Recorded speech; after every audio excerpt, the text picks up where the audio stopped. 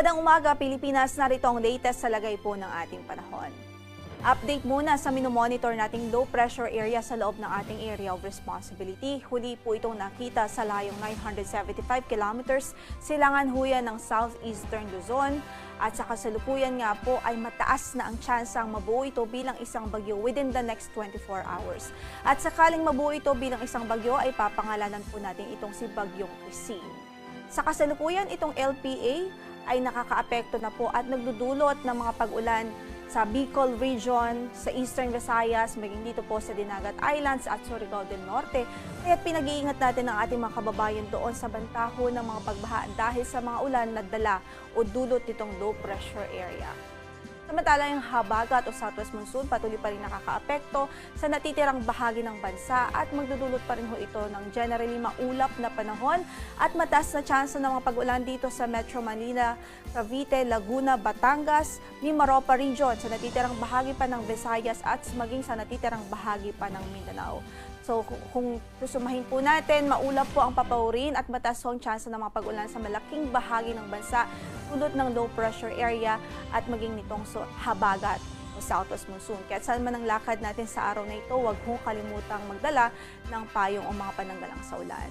Samantala, dahil nga pa rin po sa mga pag-ulan na dulot nitong LPA, again, pinag-iingat po natin ang ating mga kababayan doon sa eastern section ng bansa dahil pa rin nga po sa bantaho ng mga pagbaha dahil sa patuloy na pag-ulan.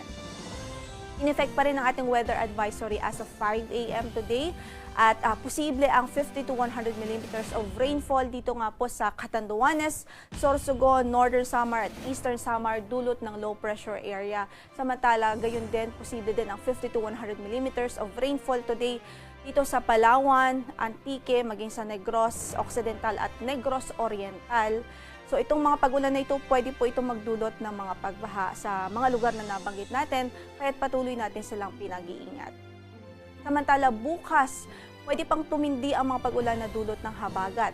So nakikita po natin posible ang 100 to 200 millimeters of rainfall dito po sa Palawan Province, maging sa Antique at Negros Occidental, habang posible ang 50 to 100 millimeters of rainfall sa Occidental Mindoro, Aklan, Capiz, Iloilo, Guimaras at Negros Oriental. Dulot po yan ng habagat. Samantala yung LPA patuloy pa rin magdudulot ng 50 to 100 mm of rainfall bukas sa mga lalawigan ho ng Catanduanes at Northern Samar.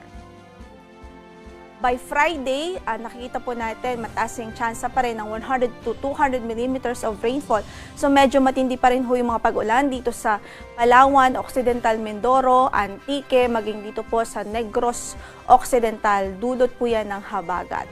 Habang 50 to 100 millimeters of rainfall ang pwedeng maranasan by Friday sa Batanes, Apayao, Cagayan, sa Isabela, Pangasinan, Zambales, Bataan, dito sa Metro Manila, Cavite, Batangas, Oriental Mindoro, Marinduque, Romblon, Aklan, Capiz, Antique, Iloilo, Guimaras at maging sa Negros Oriental.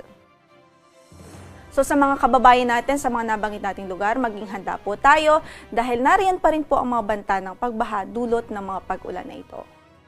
Samantala, i-reiterate lang natin ang forecast natin for today.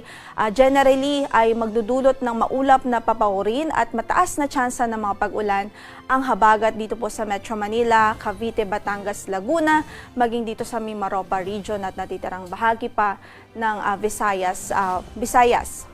Dahil naman sa LPA, magiging maulan po sa araw na ito sa Bicol Region. So dito po sa silangang bahagi ng Southern Luzon. Sa natitirang bahagi ng Luzon ay posible ang mga localized thunderstorms o mga pulong-pulong mga pagkilat-pagkulog, lalong-lalo na po sa hapon at gabi. Para sa pagtaya ng ating temperatura sa Metro Manila, from 26 to 30 degrees Celsius, 17 to 23 naman sa Baguio City at 24 to 32 sa Lawag City, 25 to 34 naman sa Tuguegarao at 26 to 30 degrees Celsius sa Legazpi City. Sa Tagaytay, 23 to 30 degrees Celsius ang inaasahan nating temperatura sa araw na ito. Samantala, magiging maulan nga po sa Mimaropa dahil sa epekto pa rin ng southwest monsoon o habagat.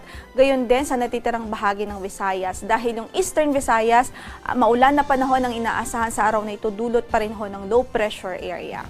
So halos buong Visayas, generally, maulap tayo today at mataas ang tsansa ng mga pag-ulan.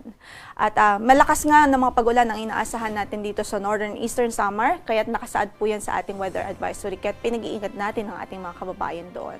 Samantala, dito din sa Dinagat Island, Surigao del Norte, posible ang mga pag-ulan dahil po sa low pressure area. Habang sa natitirang bahagi pa ng Mindanao, ay maulan din ang panahon dahil sa epekto naman ng habagat. Sa forecast naman ng ating temperature sa Cebu City, from 25 to 30 degrees Celsius, 25 to 30 din sa Iloilo, at gayon din sa Tacloban City. Sa Zamboanga naman ay 25 to 31 degrees Celsius, 25 to 30 din sa Puerto Princesa City at Kalayaan Highlands. Sa Cagayan de Oro ay 24 to 30 degrees Celsius, habang 24 to 32 degrees Celsius naman po sa Davao City. Wala po tayong gale warning sa kasalukuyan, pero moderate o katamtaman ang magiging pag-alo ng karagatan natin sa northern and western section ng Luzon dahil pa rin po sa habagat.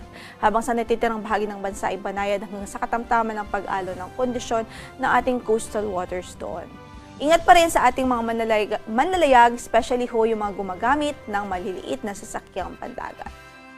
Ang sunrise natin for today is 5:35 in the morning. Lulubog ang araw mamaya sa ganap na alas 6:29 ng hapon. Ito po si Lori de la Cruz Galicia. Magandang umaga po.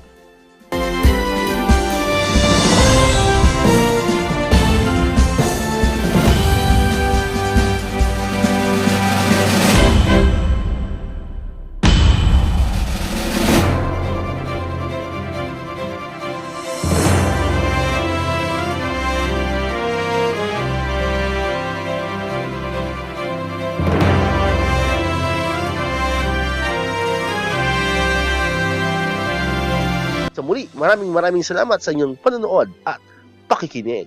Once again, El Maestro. See you on my next vlog. Bye-bye!